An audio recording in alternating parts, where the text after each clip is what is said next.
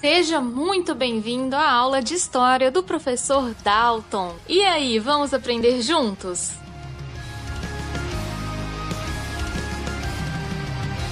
Bom dia, boa tarde, boa noite. Começando aqui mais uma aula de História comigo. Eu, professor Dalton. Sim, eu tô aqui, nessa caixinha. Eu tô limitado. Eu não sei que tanto que dá pra mostrar onde eu tô. Pessoal, espero que vocês estejam bem. Pegue o seu caderno, faça suas anotações de forma caprichada, com base no que eu estou explicando. Não adianta copiar do texto, eu não leio o texto. Melhor, eu não aceito o texto. O texto eu leio, até porque sou eu que mando o texto. Faça as anotações com base na videoaula. Procure um lugar confortável e vamos começar.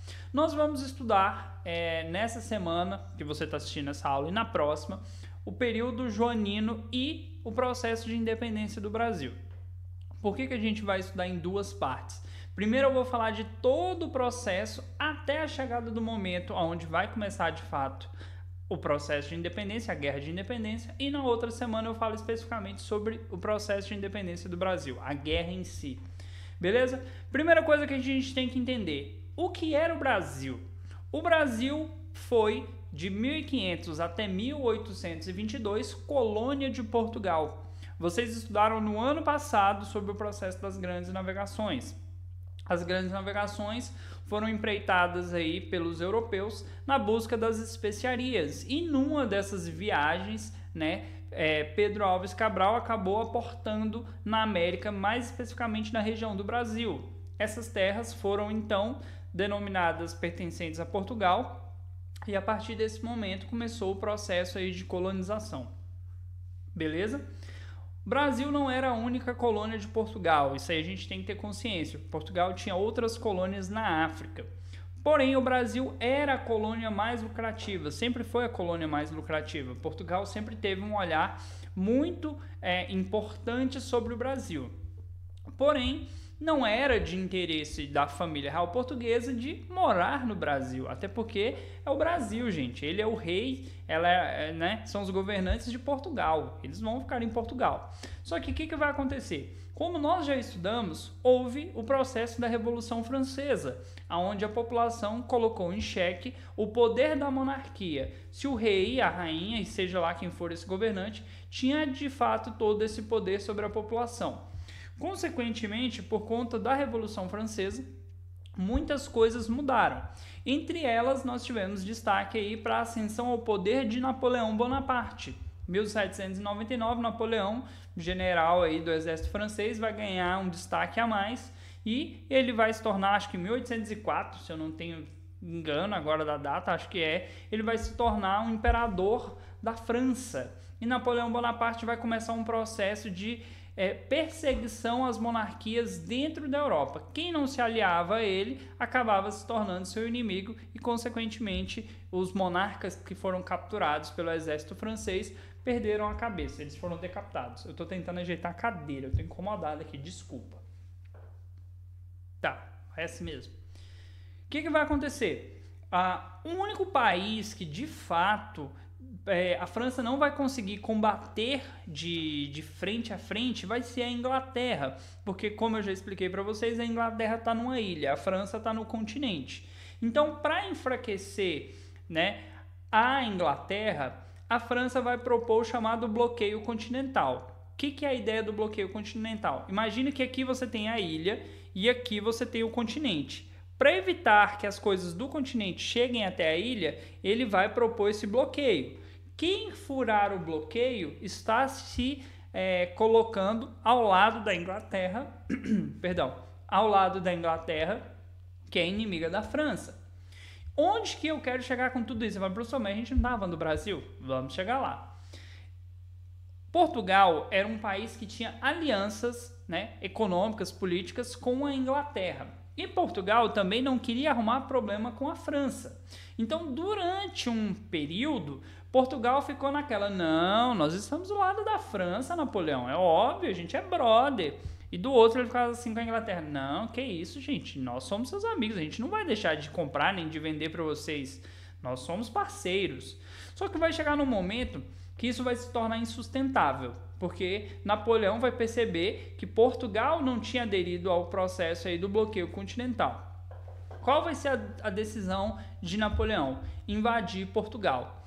Quando o rei português percebe que isso vai acontecer, né? Você tem então a rainha governando lá, eles percebem que isso vai acontecer, eles mandam uma carta para a Inglaterra fornece navios para que seja retirada a família real portuguesa e toda a corte do país. Eles vão sair de Portugal para o Brasil. Da onde que surgiu essa ideia?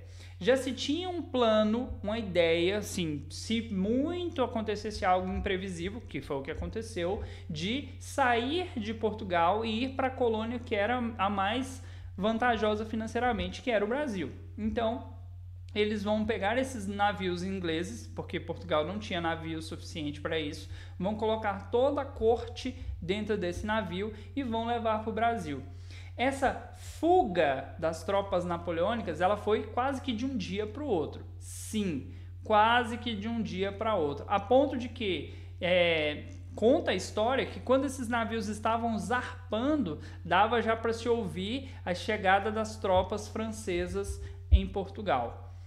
Consequentemente, em 1808, você tem aqui a chegada da Corte Real Portuguesa ao Brasil. Eles vão chegar primeiramente em Salvador, que era a capital do Brasil, e depois vão para o Rio de Janeiro, e lá eles vão se estabelecer. A partir do momento que eles vão para o Rio de Janeiro, Salvador deixa de ser a capital do Brasil e a capital passa a ser o Rio de Janeiro. Você tem aí uma série de mudanças que vão acontecer por conta da chegada da Corte Real Portuguesa. A primeira mudança, que é uma das mais importantes, vai ser a abertura dos portos. Aí você fala, professor, o que seria a abertura dos portos? Até 1808 existia o chamado Pacto Colonial. Aí vamos lá, metrópole, colônia. Colônia só compra da metrópole, colônia só vende para a metrópole. A metrópole compra de quem quiser e vende para quem quiser, mas pelo Pacto Colonial, a colônia tinha uma obrigação de comprar e vender apenas para a metrópole. Ou seja, o Brasil só comprava e vendia para Portugal, independente de valores, se era vantajoso ou não. A partir de 1808, a abertura dos portos permitiu que o Brasil fizesse comércio com todas as nações aliadas e amigas de Portugal. O Brasil estava livre para fazer comércio com quem eles quisessem, além de, obviamente, fazer comércio com Portugal. Por que isso? A viagem que foi feita para o Brasil usando navios ingleses, ela teve um preço e esse preço vai sair muito caro da nossa história. O Brasil vai pagar isso amargamente. Aqui tem uma imagem representando a chegada. Você tem aqui Dom João, né? Príncipe regente, na época ele ainda não era o rei de Portugal. E aí, após essa chegada em 1808, você vai ter em 1810 a assinatura dos tratados de comércio com a Inglaterra. Como eu falei para vocês, a Inglaterra queria ser beneficiada sim, já que eles ajudaram na fuga aí da família real portuguesa. Se eles tivessem ficado lá em Portugal, com certeza eles tinham sido capturados por Napoleão.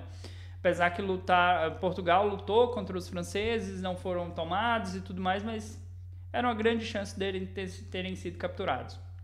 Primeira coisa, o Tratado de Aliança e Amizade, ele trazia uma proibição da Inquisição no Brasil e o fim gradual do tráfico negreiro, ou seja, não podia perseguir pessoas por conta da sua religião, processo da Inquisição que aconteceu na Europa, e aos poucos a Inglaterra queria que a escravidão acabasse.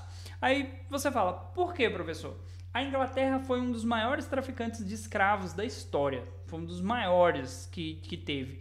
Porém, quando ela parou, ela começou a meio que obrigar os demais países também a parar. Quem fazia aliança com ela tinha que parar também. É uma forma dela tentar redimir todo esse processo de escravidão que é uma mancha na história de vários países. Tivemos também o Tratado de Comércio e Navegação e ele vai fazer uma série de mudanças nas tarifas alfandegárias para os produtos ingleses. Você vai ter uma tarifa específica para os produtos ingleses, que eu não tenho anotado aqui agora, mas está no texto de vocês, no texto que eu mandei para vocês está lá, pega no texto. Vai ter uma tarifa específica para os produtos portugueses e você vai ter uma tarifa específica para os produtos que não são nem portugueses nem são ingleses. Mas de uma maneira que, vou dar um exemplo, eu não vou lembrar o número exato, Suponhamos que os produtos ingleses vão pagar 15% de imposto, os portugueses vão pagar 16% e dos outros países vão pagar 24%. É uma coisa assim, se for a diferença é de 1%. Mas de forma que os produtos ingleses eram mais baratos que os produtos portugueses. E isso vai gerar um descontentamento gigantesco em Portugal, porque eles eram a metrópole, eles vendiam para o Brasil, eles tinham sempre o privilégio. E a partir do momento que a família real portuguesa veio para o Brasil, esses privilégios acabaram. E a gente vai ver isso aí com, né, os outros slides. Aqui nós temos uma das realizações de Dom João. Primeiro, a permissão para a produção de manufaturas. Gente, não podia ter máquina no Brasil. Máquinas, coisas simples, que na época não eram máquinas desenvolvidas nem nada. Por que não podia? Como o Brasil era uma colônia, a ideia era que tudo que o Brasil produzisse fosse matéria-prima. E isso era mandado para Portugal. Portugal mandava o produto industrializado ou manufaturado nesse caso. Com a chegada da corte real portuguesa no Brasil, muita coisa precisou mudar. Entre eles, os produtos. Eles estão no Brasil, eles precisam desses produtos. Não pode esperar que vá para Portugal e volte. Então, ele tem aqui essa permissão para que hajam fábricas, manufaturas no Brasil. Um detalhe que eu não contei, eu acho que eu não coloquei no texto de vocês, foi que quando eles vieram para o Brasil, veio em torno de 15 mil pessoas. Você imagina vir 15 mil pessoas, o tanto de navio que veio? E esse povo não tinha onde ficar. Tenta imaginar que o Brasil era um país assim, territorialmente grande, mas com a população muito pequena. Pouquíssimas casas no Rio de Janeiro. E quando eles chegaram, eles saíram requisitando algumas casas. Requisitando, tipo assim, olha, a partir de agora a sua casa vai receber a corte aqui pra, né? Eu acho que o meu notebook tá desligando, só um momento. Você tá assistindo isso em primeira mão, porque se ele desligar aqui, eu perco essa aula que eu tô gravando. Vamos pedir a sua casa emprestada para receber uma família de condes, pessoas importantes da corte. Ou a sua casa vai receber Dom João. Pô, importante. E eles iam lá e escreviam PR na porta. Para as pessoas que se sentiam importantes de estar recebendo alguém, eu falei assim, nossa, é um privilégio, estou recebendo a nobreza na minha casa. Para outros que eram mais pobres e estavam tendo as suas casas tomadas, eles diziam que o PR era ponha-se na rua. Então, assim, o primeiro momento o Rio de Janeiro ficou muito tumultuado, foi muita gente que chegou, muita gente teve que ceder as suas casas para receber essas pessoas. Mas houve também mudanças positivas. Como eu já citei, essa produção aqui de manufaturas, que vai permitir que o Brasil comece a produzir seus próprios produtos, apesar que a gente vai comprar quase tudo da Inglaterra. O Brasil vai ter uma academia militar, que não tinha academia militar no Brasil, e agora vai treinar os seus próprios militares aqui, que vão fazer tanto a guarda municipal, quanto vai formar o nosso princípio de exército. O Brasil ainda não tinha um exército. Um banco, o Brasil não tinha banco. Primeiro banco a ser criado no Brasil aí, a gente vai ter em 1808, é o Banco do Brasil. O Banco do Brasil foi criado em 1808. E, segredo, não conta pra ninguém, hein? Não conta pra ninguém. O Banco do Brasil já quebrou uma vez. A gente explica. Tivemos a criação de uma imprensa. Essa imprensa régia aqui vai ser para divulgar para as pessoas o que o imperador não, o que Dom João, nessa época que ainda príncipe regente, estava fazendo no Brasil, né? Por consequência, ele precisava de um meio de comunicação e ele vai criar essa imprensa régia. Aqui você tem a criação da Biblioteca Real, que vai trazer livros da Europa e vai pegar muitos livros que vão ser feitos aqui no Brasil. Existe ainda essa biblioteca, nós temos a Biblioteca Nacional, que tem acervo de livros de 200 anos para mais, livros da época, vários documentos e tudo mais. Aqui a galera andando de charrete, ó, fera, o bonde. Uma escola de medicina vai ser criada no Brasil. O Brasil não tinha faculdades, não tinha universidades. As universidades eram na Europa. Quem tinha dinheiro mandava os seus filhos para a Europa para estudar lá.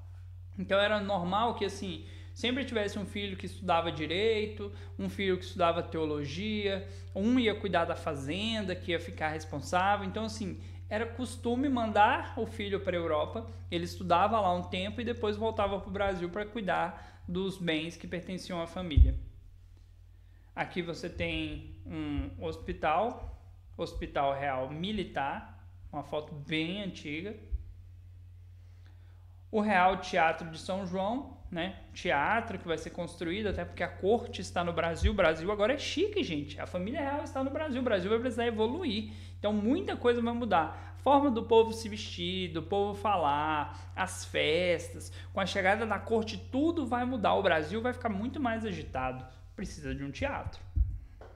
O Jardim Botânico, que vai ser aí um local aí onde, né, a família real vai passar um bom tempo relaxando, descansando. Você pode visitar o Jardim Botânico no Rio de Janeiro. Tem milhares de espécies de plantas lá.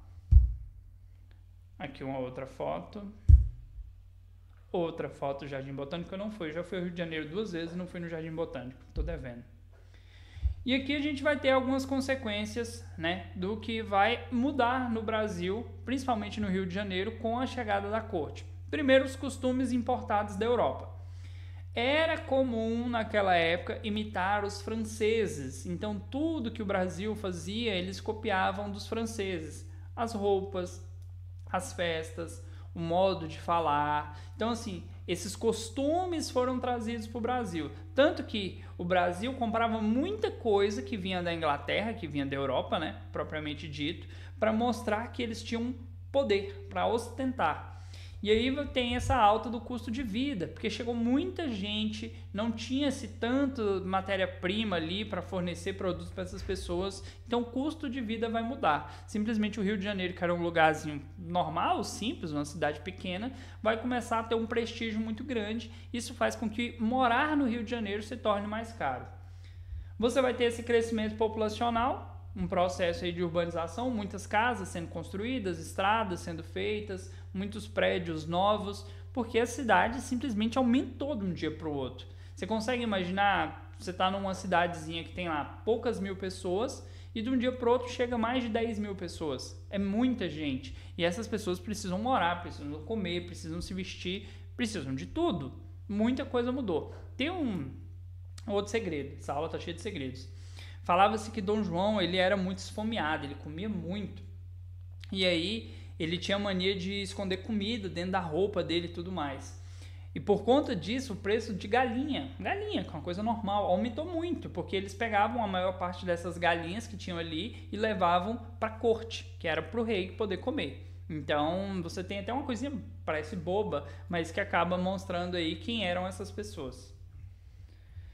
Seguindo, criação de cargos públicos para ocupar os nobres. Veio um monte de gente para o Brasil. O que esse povo vai fazer? Vamos dar cargo para eles. Você é responsável agora por isso, você é responsável por aquilo, você vai cuidar daquilo outro. Vamos dar função para essa galera, até porque nobreza tem um custo, né? Essa galera acabava sendo uma despesa. Vamos pôr para trabalhar.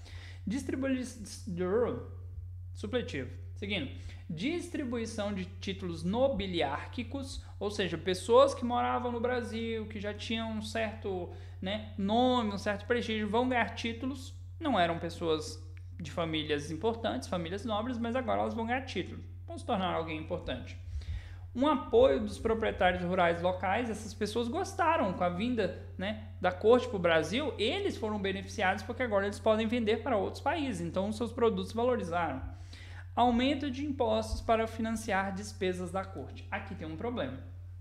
Quando a corte estava na Europa, você tinha Portugal também custeando parte dessas despesas. Agora, como ele está no Brasil, o custo ficou no Brasil. E, consequentemente, esse tanto de gente, esse tanto de nobre, festa, comida, roupa, tudo do bom e do melhor, vai aumentar as despesas. E, consequentemente, para pagar essas despesas, é necessário que haja um aumento dos impostos. Esse povo fazia festa quase todo dia. Cadê? Eu tenho que olhar aqui, eu vou até o 16. Beleza. Porém, tinha um problema. Lá em Portugal, né, depois que Napoleão tentou invadir, não conseguiu, e aí ele foi capturado e tentou invadir de novo e não deu certo, eles começaram a exigir que Dom João voltasse para o Brasil. Aqui, Dom João já era príncipe regente. Ele não era mais simplesmente, né, filho de Dona Maria, rainha de Portugal. Ele já era o príncipe regente, era a pessoa responsável. O que ele vai fazer? Para ele não precisar voltar para o Brasil, porque o Brasil era uma colônia e estava dentro das regras lá que ele não podia ficar numa colônia, o rei não pode ficar numa colônia, ele vai elevar o Brasil a categoria de Reino Unido a Portugal e Algarves. E dessa maneira ele consegue uma legitimação lá pelo Congresso de Viena para ficar no Brasil. Porque o Brasil não é uma colônia, o Brasil é um Reino Unido a Portugal. Dessa maneira o rei pode ficar num reino. Se era uma colônia, o rei não podia ficar numa colônia. Por que o rei não queria voltar para Portugal? O clima na Europa não estava bom para as monarquias. O Brasil é um país tropical, tinha toda uma questão de assim, diferença que não se tinha em Portugal, até da questão da simpatia das pessoas, desse calor que o Brasil tem, né? Não estou conseguindo imaginar a palavra. Você está pensando, professor, até essa questão. A simpatia do brasileiro, né? Que é uma coisa que faz parte do nosso país. Ele não queria voltar para Portugal, mas lá em Portugal, a gente vai falar sobre isso no próximo vídeo que está junto com esse, eles queriam que o rei voltasse, porque eles foram abandonados. Cadê o rei? Onde que está o rei? Ele precisa voltar.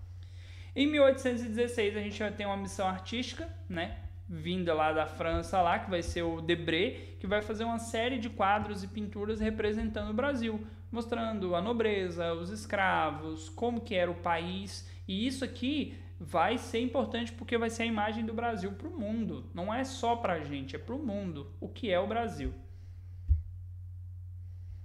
Em 1807, um pouquinho antes da chegada, a gente teve aqui a invasão da Guiana Francesa, né? Que vai ser devolvida em 1817. Meio que uma aliança, né, entre os portugueses e os franceses para aliviar o clima de tensão gerado por Napoleão. Vai se devolver essa região aqui das Guianas, que é chamada de Guiana Francesa.